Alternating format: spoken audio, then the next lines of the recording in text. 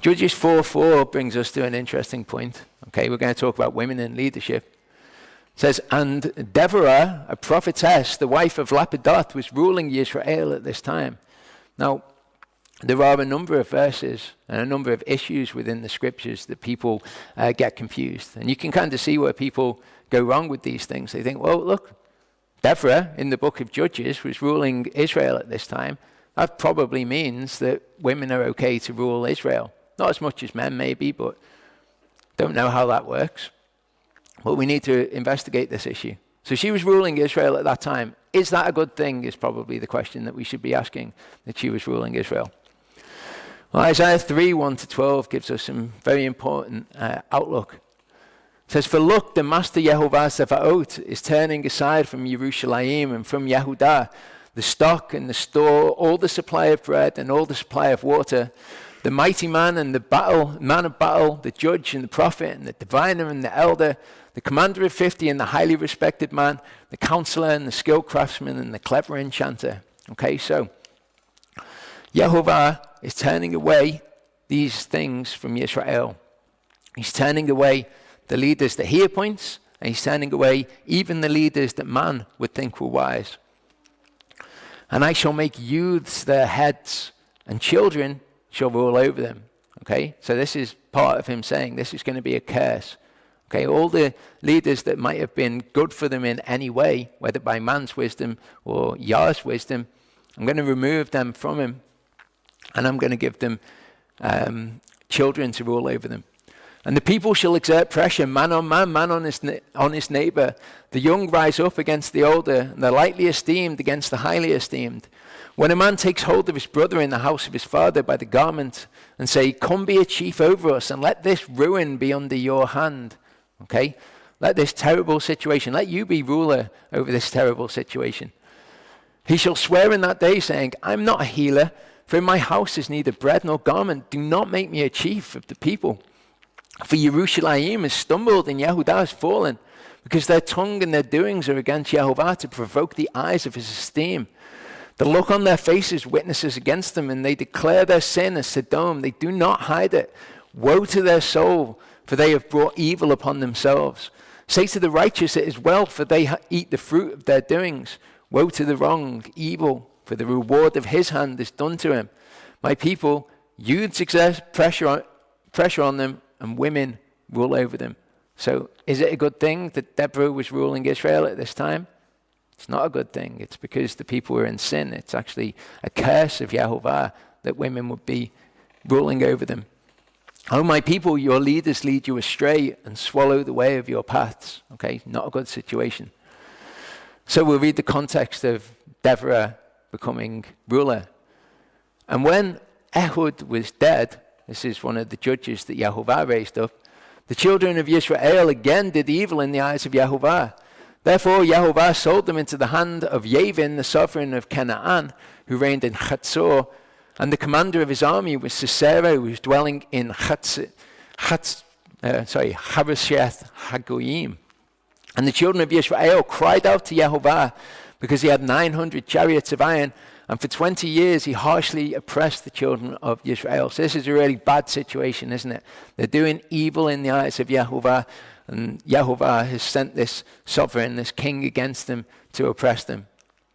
And Deborah, a prophetess, the wife of Lapidoth, was ruling Israel at that time. When everything was going terribly, she was ruling Israel. So it's not an example of a woman leader being advocated by Yah. In fact, Deborah was not one of the judges that Yehovah raised up. Previously, it says, when the children of Israel cried out to Yehovah, Yehovah raised up a savior or a deliverer for the children of Israel, who saved them, Othniel, son of Kenaz, a bloke. And when the children of Israel cried out to Yehovah, Yehovah raised up a savior for them, Ehud, son of Gerah, another man. He raised up a man to lead them. It just says Deborah, a prophetess, the wife of Lapidoth, was ruling Israel at that time. Okay, this was not a good thing. Now, Deborah actually turned out to be someone that was good for Israel. And this is the reason why she was a prophetess. She sings a song which is recorded in Judges 5, and it says, and there was peace in Israel at that time. So good was done, but not through her being the leader, through her being a prophetess. In Judges 6:1, okay, this is after Deborah and her song in Judges 5. And the children of Israel did evil in the eyes of Jehovah, and Jehovah gave them into the hand of Midian for 7 years. So we've had these saviors, these deliverers that Jehovah raises up. Then Deborah is ruling Israel, and she's a prophetess. Then the children of Israel do evil again. Jehovah gives them into the hand of Midian for 7 years. And it came to be when the children of Israel cried out to Jehovah because of Midian, that Jehovah sent a prophet to the children of Israel. And there's no problem with women being prophets, as we'll see. The only thing that women can't do is be a leader and teach men. That's it. Women can do everything else. There's no kind of, an old-fashioned view of what a housewife should be or any of that. None of that is taught by the Bible. That's all nonsense. And that's the sort of stuff that women have in their minds as kind of the history of all of this sort of stuff. So when women hear this sort of stuff being taught, they generally tend to have a emotive reaction against it and say, well, this isn't good. But the things that women can't do according to the Bible are very, very few. And I delivered you out of the hand of the Mitzrites and out of the hand of all your oppressors and drove them out before you and gave you. This is what the prophet says. I brought you up out of the land of Mitzrayim, out the hand of the Mitzrites, gave you the land of Canaan. And I said to you, I am Yehovah your Elohim. Do not fear the gods of the Amorites in whose land you dwell, and you have not obeyed my voice. So we've got the judges being raised up by Yehovah, and we've got Deborah, who is a prophetess. Then we've got Yehovah sending them a prophet, telling them things are not good. Okay, and then after this, it's the children of Israel appoint themselves a king to rule over themselves. So we've got this gradual decline.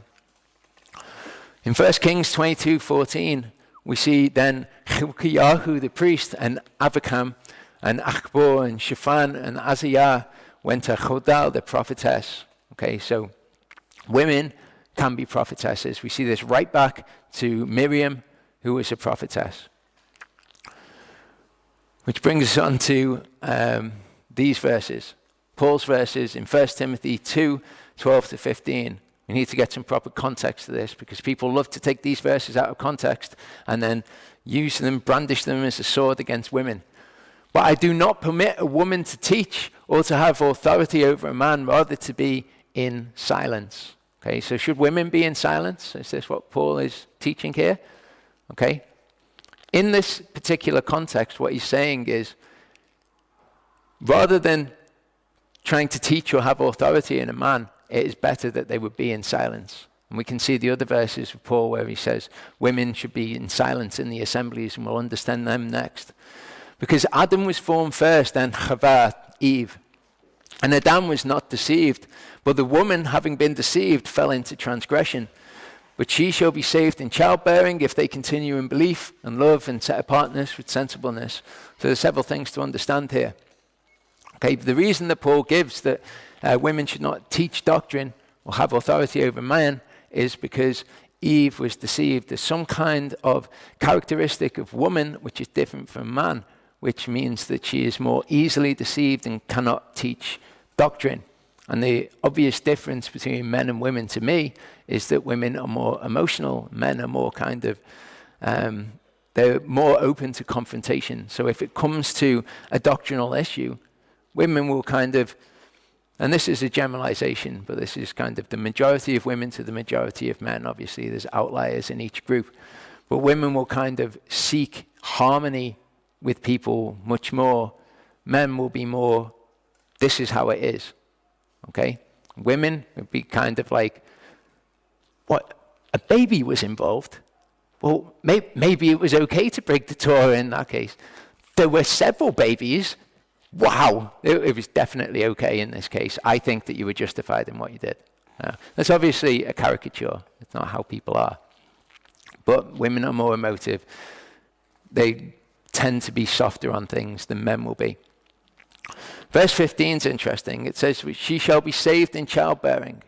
What does this mean? Why does that have any relevance to, I don't permit a woman to teach, but she can have kids? Okay, doesn't make much sense, does it? If we read it in the Aramaic English New Testament, it makes a bit more sense.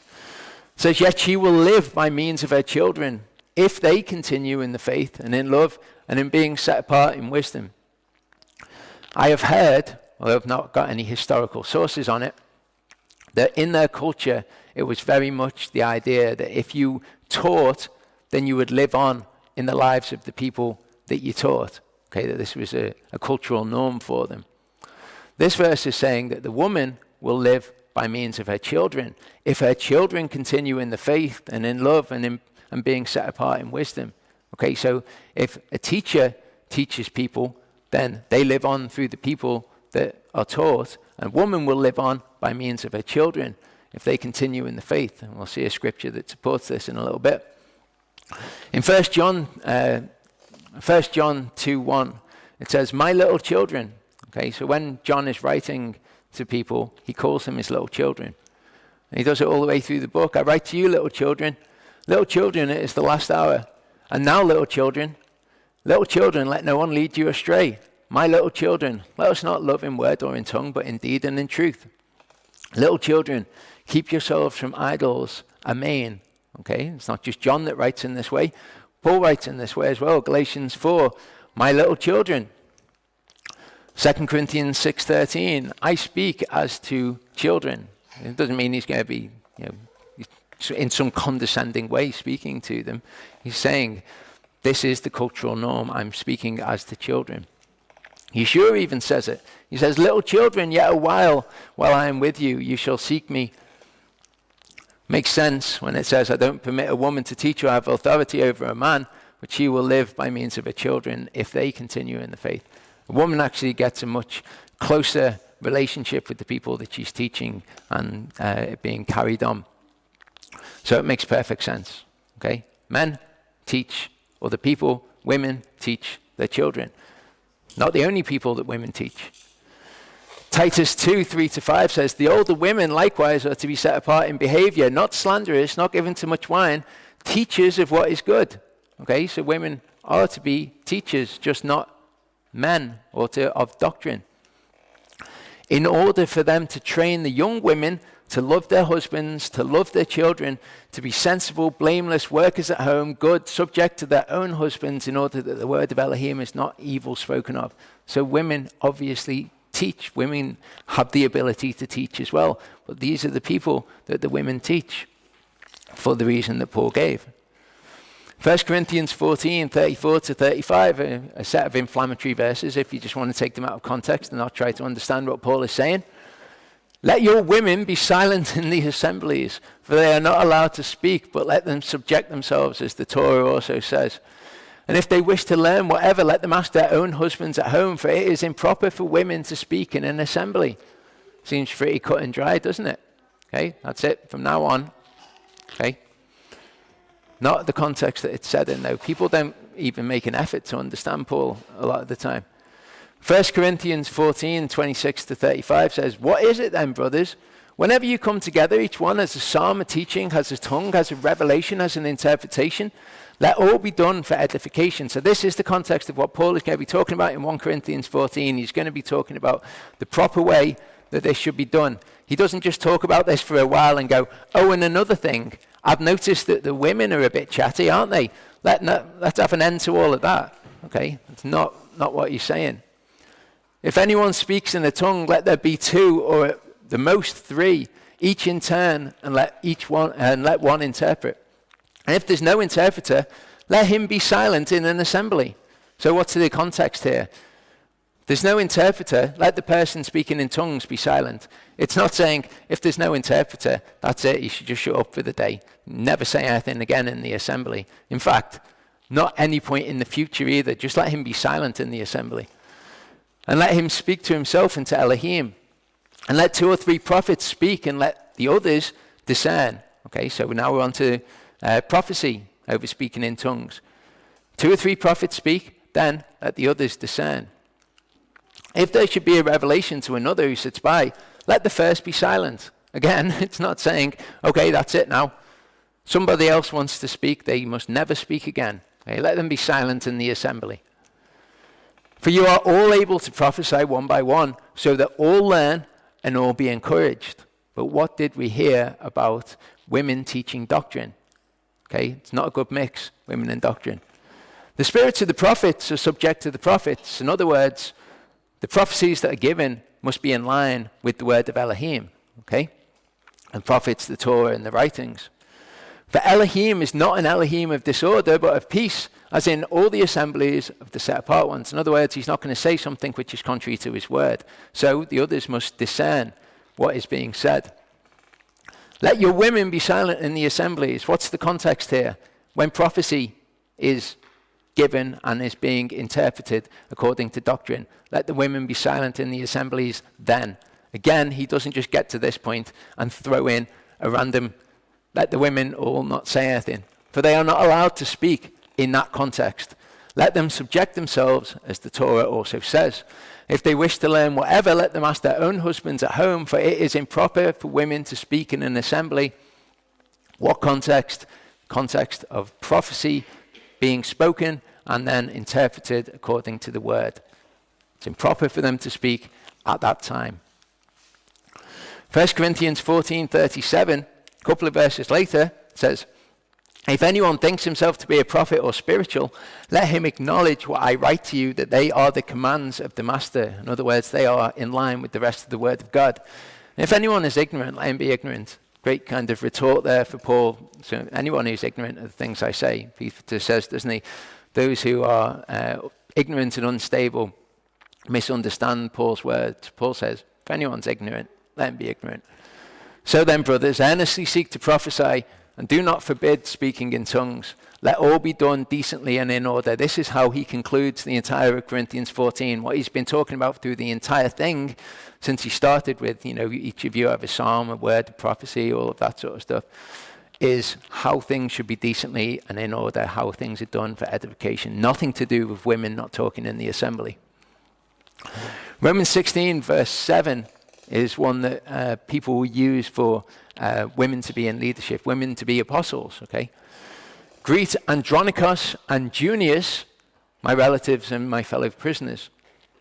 Notice here it's got an S on the end. Male names in Greek have an S on the end, which is why Yeshua becomes Eusus, okay, to show that it's a male name. In the actual text, in the Greek text and in the Aramaic text, it is Junia, which is a female name, okay? The reason that it's had an S put on the end is because people freak out at this verse and they go, this must be a mistranslation. It cannot be a woman that this is said about. So it must be a scribal error or something like that. We'll put an S on the end and then everything will be sorted out. Greet Andronicus and Junia, my relatives and my fellow prisoners, who are of note among the apostles, who also were in Messiah before me. Okay? Does this mean that they are both apostles? If I said Charlie is of note among the children in the Way Biblical Fellowship, would that mean that Charlie was one of the children? Of course it wouldn't. It would just mean that he was of note among them. So this is not a verse to support female leadership. Romans 16, 1-2 says, I commend to you our sister Phoebe, a deacon of the church in Caesarea. As we saw before, there's no such thing as deacons. What should be translated as, I commend to you Phoebe, our sister, who is a servant of the assembly in Cenchrea, that you receive her in Yahuwah, worthy of the set-apart ones, and assist her in whatever matters she has need of you, for she has been a great help to many, including me.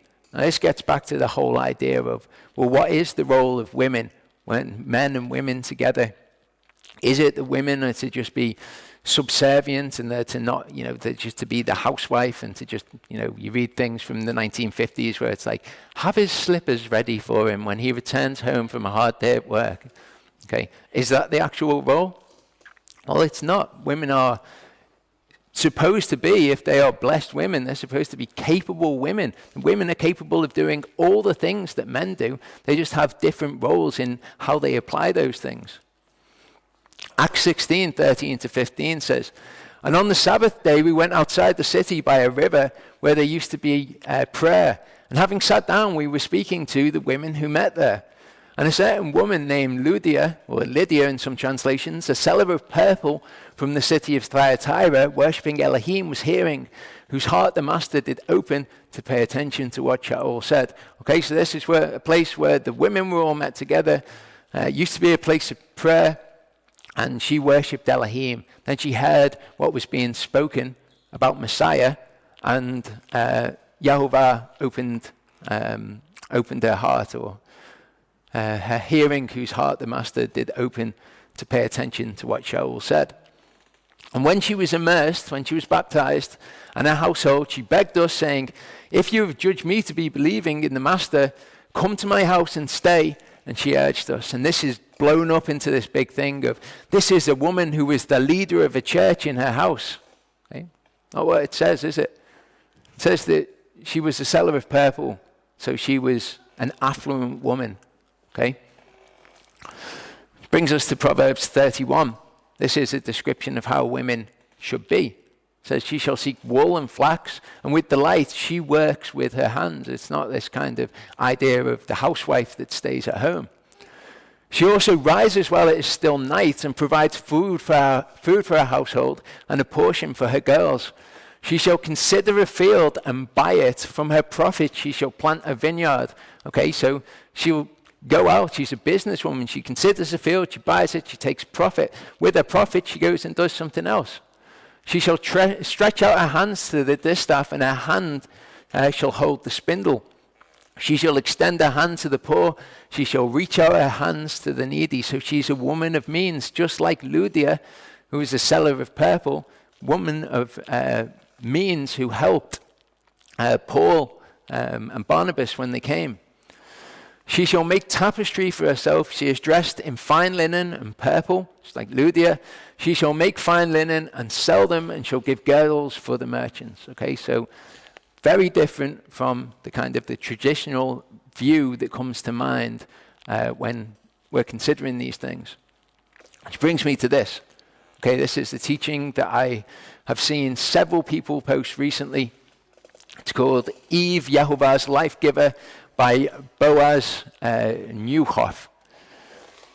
Notice the description here. It says, women, prepare to be set free. Dudes, get ready to lose your maid. Ha.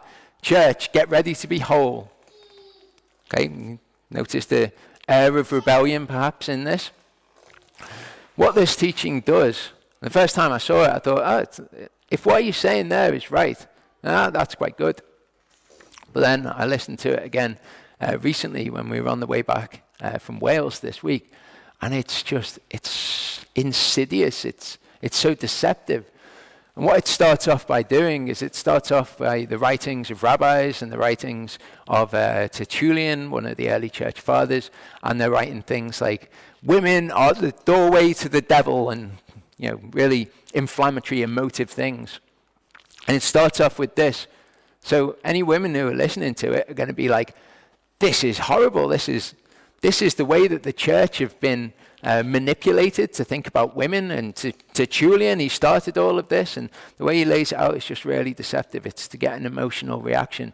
And then what he does is he brings in a load of terrible doctrine after it. Loads of stuff, like loads of ways to translate Genesis 3 in ways that don't make any sense at all. Makes points which are completely irrelevant, and then he misses out loads of the verses that I've shown and verses that I will show. He gives a very partial view of it, but the whole thing is basically to polarize men and women and to get women to rebel against men, and then gives terrible doctrine. So again, what's happening? Women are given an emotional reaction and then given terrible doctrine, and the women all go, yay, we're being set free from men here. This is terrible. We've been oppressed for so long. And I'm not talking about women being oppressed. Valid issue, okay, in our society. What it is not, however, is what the Bible teaches, or even what the church teaches the Bible teaches. 1 Peter 3, 1-7 says, in the same way, wives, be subject to your own husbands, so that if any are disobedient to the word, they without a word might be won by the behavior of their wives. Having seen your blameless behavior in fear, Your adornment should not be outward, arranging the hair, wearing gold, or putting on dresses, but the hidden man of the heart with the incorruptible ornament of a meek and peaceable spirit, which is of great value before Elohim. For in this way, in former times, the set-apart women who trusted in Elohim also adorned themselves, being subject to their own husbands. As Sarah obeyed Abraham, calling him master, of whom you became children, doing good and not frightened by any fear. In the same way, husbands, live understandingly together, giving respect to the wife as the weaker vessel, and as being heirs together of the favor of life, so that your prayers are not hindered. Interesting, okay? Husbands, take this on board, okay? Take this advice on board, otherwise your prayers might be hindered. But this is all done for a particular reason. This goes right back to the beginning. It goes right back to the garden. Genesis 3:13 says, to the woman he said, I greatly increase your sorrow and your conception, bring forth children in pain, and your desire is toward your husband, and he does rule over you. This pain word here is the same word where it says that Adam shall work and toil in the garden. By the sweat of his brow shall his toil be. So bringing forth children in toil more. Your desire is toward your husband. You've turned toward your husband, and he does rule over you. This is one of the things that this Boaz guy tries to twist. He tries to say, women were never cursed. Okay? It was Adam's fault. Adam was told to guard the garden. He didn't guard the garden. The snake got in, and Eve was deceived. It wasn't her fault. So women were never cursed, and he tries to twist all this around. But of course women were cursed. This is right in the middle of the other curses of Adam and Hasatan being cursed. This is the curse for women. And it says, your husband will rule over you. It's part of the curse. However, I've got good news for those who want to end up in the kingdom. Revelation 22:3 says, and no longer shall there be any curse in the millennium. It's interesting, isn't it? Okay? Because if you think about it, are women going to be rulers and leaders in the millennium? Oh. Blessed and set apart is the one having part in the first resurrection. The second death possesses no authority over these. They shall be priests of Elohim and of Messiah, and shall reign with him 1,000 years. Those who have part in the first resurrection. That's going to be men and women. So women are going to rule and reign with Messiah. Okay, because there's not going to be any curse. Isaiah 11:6 says, and the wolf shall dwell with the lamb, and a leopard lie down with the young goat, and the calf and the young lion and the fatling together, and a little child leads them. This is given in a positive light in this. Okay? In the millennium, things are going to be very different.